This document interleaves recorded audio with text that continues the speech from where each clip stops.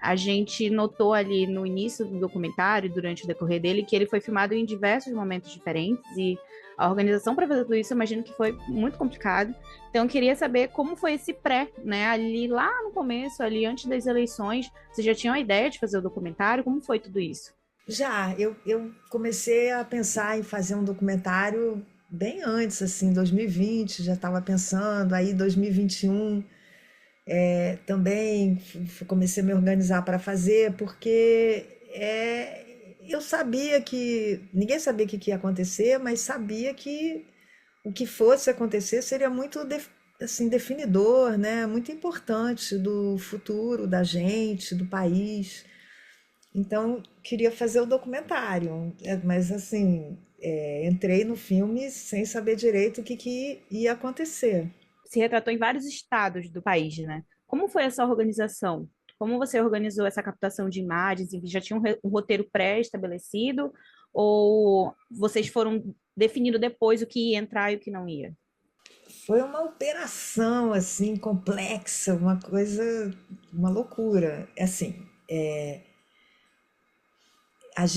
eu queria acompanhar o processo eleitoral. Então a gente foi pegando os momentos chave desse processo, que Sim. tinha muitas etapas, na verdade, porque tem muitas etapas do processo eleitoral que a gente nem sabe que existem, né? De preparação das urnas e tal. A gente filmou muita coisa.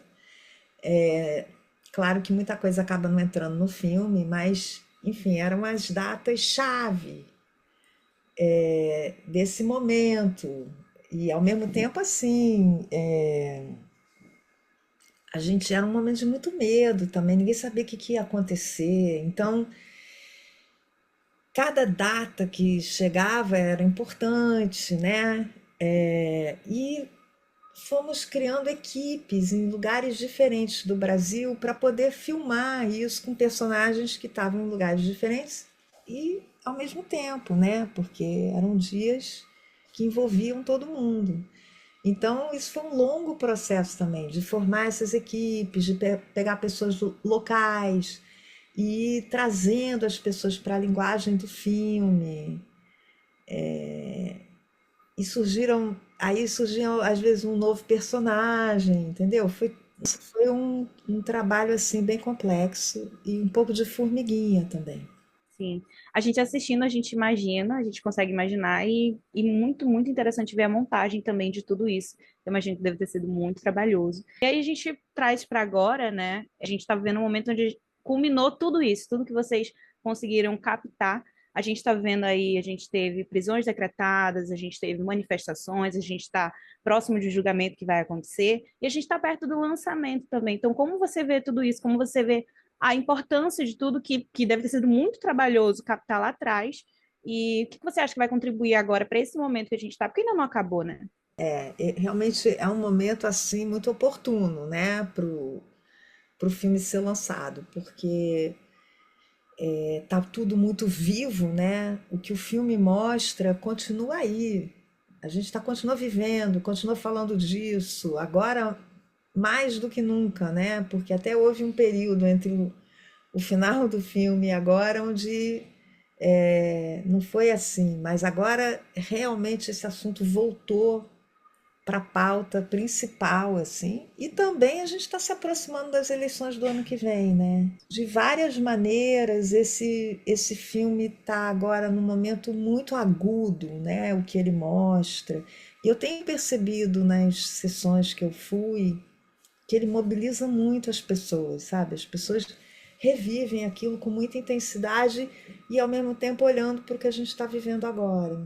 No início do documentário ali, do filme, a gente tem uma pessoa que ela tá meio que ela tá com uma certa resistência a participar por conta de questões políticas. Eu queria saber se você podia contar para a gente como foi lidar com tudo isso, com toda essa polarização durante a produção, né?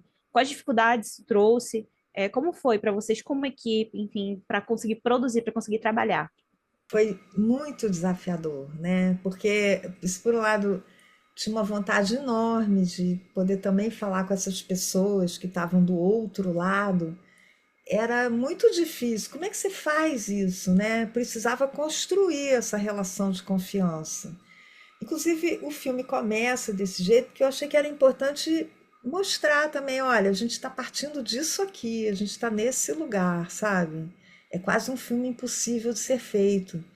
E eu acho que o fato da gente ter filmado ao longo de tanto tempo, foram tantos meses, o fato dos personagens terem feito diários também com seus celulares, que foi uma maneira de ir entrando no mundo deles, com eles, e em torno da ideia de um filme.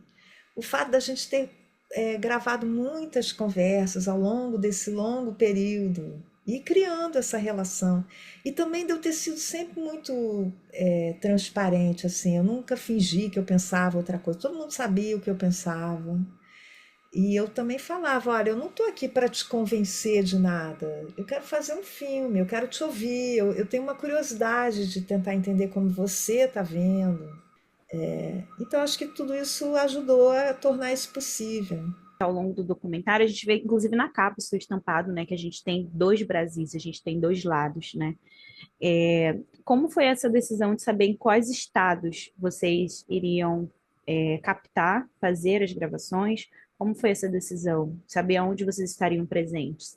É sempre por um conjunto de fatores, né? Assim, surge um personagem muito legal que está em tal lugar. Assim, claro que são sempre escolhas, nunca aquilo vai representar a totalidade de nada, mas eu queria que, por exemplo, tivesse alguém no norte, eu queria poder mostrar a operação tão complicada e incrível que é fazer essa eleição acontecer ali na floresta, né, em lugares de difícil acesso.